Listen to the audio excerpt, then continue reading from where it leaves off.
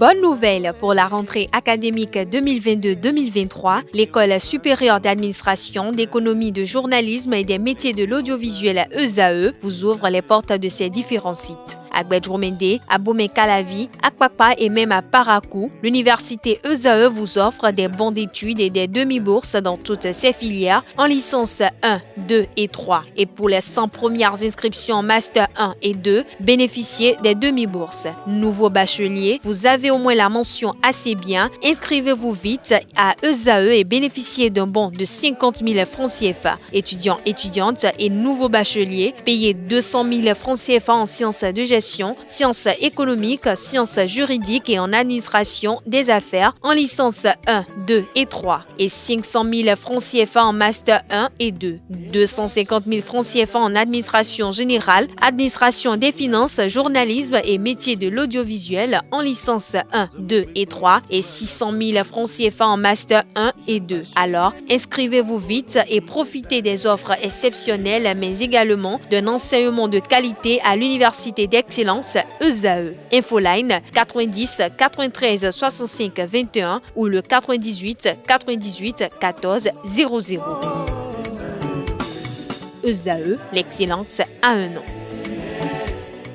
Bonjour à nouveau, chers amis internautes. Le quotidien béninois d'information générale et d'analyse, l'informateur titre ce matin en manchette « Respect des engagements dans le cadre du programme d'appui à la réalisation des objectifs de développement durable ODD ». Le FMI salue les efforts du Bénin. Retrouvez l'article à la page 3. Toujours à la une de l'informateur de ce matin, législative de 2023. Voici les reproches faits à certains dossiers. Zoom sur les grands absents dans les colonnes de la page ce matin de l'informateur qui propose également ce matin comme titre à ses lecteurs « Promotion des investissements au Bénin ».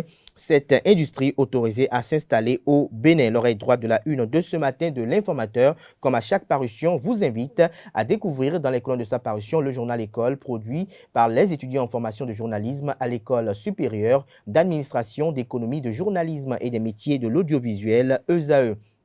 Le quotidien national d'information titre en manchette ce matin économie béninoise, le FMI note des avancées, un décaissement attendu. Toujours à la une de la nation de ce matin, dépôt des candidatures pour les élections législatives de 2023 au Bénin, le regard de la Cour constitutionnelle est à retrouver à la page 5. Nous restons toujours à la une de la nation de ce matin.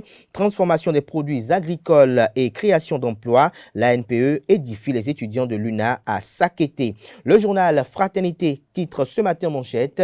Législative du 8 janvier 2023. Concurrence resserrée sur la ligne de départ. Les grandes leçons à retenir avant les récépissés définitifs de la Sénat. Le Canard illustre son titre avec les photos de Joseph Diagonou du parti politique Union progressiste Le Renouveau. Vous avez Ablay Biotchane, secrétaire général national du parti politique Bloc républicain. Vous avez Paul Humpé, secrétaire exécutif national du parti politique Force Courir pour un Bénin émergent FCB. Vous avez Éric Houndété, président du parti politique Les Démocrates. Vous avez Jacques Ayadi, président du parti Mouvement des élites engagées pour l'émancipation du Bénin, Mouel Bénin. Vous avez Espérance Tébé, qui est président du parti Mouvement populaire de libération. Vous avez Cyril Djikwi, qui est premier vice-président du parti Union démocratique pour un Bénin nouveau, UDBN. Et vous avez le président du parti NFN, la nouvelle force NFN, j'allais dire, c'est le sigle ainsi. La définition exacte ne me revient pas tout de suite. Retrouvez l'article édifiant à la page 2. Toujours à la une du journal Fraternité de ce matin, fonction publique et bonne gouvernance, la vulgarisation du code d'éthique et des valeurs de l'administration lancée par la ministre Adidiatou Matisse. Le matinal à présent, législative de 2023, après l'euphorie des positionnements, place au travail, liste des candidats de l'Union progressiste Le Renouveau aux pages 2, 3, 4 et 5 de la parution ce matin du journal qui propose également comme titre ce matin à la une création du comité d'appui au développement de l'industrie cinématographique, l'écran noir du cinéma béninois brisé. Toujours à la une de le matinal de ce matin, éthique et valeurs de l'administration, le gouvernement lance la vulgarisation du code. Matin libre en manchette législative, titulaire et suppléant à Cotonou, Diogbenou à la Dati, les schémas possibles sont à retrouver à la page 2. Toujours à la une de Matin libre de ce matin, crime contre les journalistes, 86% de taux d'impunité en 2022, un appel aux gouvernants africains. africain. Toujours à la une du journal Matin Libre de ce matin, lutte contre les sachets plastiques. 5 ans après le vote de la loi, rien n'a bougé. Le message de sachet Relou est à retrouver dans les colonnes de la page ce matin de Matin Libre. Le potentiel, titre ce matin en manchette, usurpation de nationalité béninoise pour s'offrir une place au Parlement sur la liste du bloc républicain. Adjaï Atindéou, une noyade dans une piscine de tricherie. Cet ancien béninois serait devenu allemand. L'exclure de la liste, seule option pour rester qui est la seule option qui reste pour Abdoulaye Biachane, titre le journal. Retrouvez son article à la page 3 de sa parution de ce matin. Toujours à la une du journal, le potentiel de ce matin, dans le cadre du MEDEC et de la FEC, le Bénin et le FMI trouvent un accord. Toujours à la une du journal, le potentiel de ce matin, pour des faits de cybercriminalité à promiscuité. 8 jeunes, dont une femme, arrêtés et gardés à l'Office central de répression contre la cybercriminalité au CRC. Vous avez à Glory Service, une agence de transfert d'argent, cerveau de la mafia. Toujours à la une de Le Potentiel de ce matin, Assemblée nationale, adoption de la loi de finances rectificative, gestion 2022. Le premier quotidien économique du Bénin, titre en manchette ce matin, Togo, plateforme industrielle, un centre de formation en couture industrielle mis en service à Adétikobé. Adétikopé, j'y arrive enfin. L'article à retrouver à la page 3. Le journal Le Béninois Libéré, titre ce matin en manchette, et d'égalité de la liste bloc républicain déposé avant-hier à la Sénat. Nom, prénom, âge, profession des 218 candidats à retrouver dans les colonnes de la parution du matin de Le Béninois Libéré.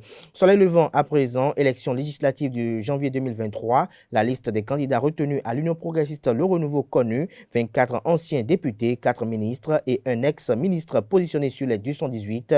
L'article à retrouver, et pour ne pas dire les détails, j'allais dire, dans les colonnes de la page du matin du journal, qui propose ce matin également comme titre « Positionnement sur les listes électorales, trop de frustration au sein des partis politiques de la mouvance, nécessité de colmater les brèches avant le jour ». Nous passons à présent au journal Le Paraclet, qui titre ce matin en manchette « Poste du Bénin SA, Judith Glidja-Tiakpe lance des timbres à l'effigie des trésors royaux. L'affiche du jour, titre ce matin en manchette, positionnement pour les législatives de 2023 au Bénin, le rajeunissement de la classe politique sous la rupture, un rêve étranglé, on prend les mêmes personnes puis on recommence, déduit le confrère après avoir jeté un coup d'œil sur les compositions des listes.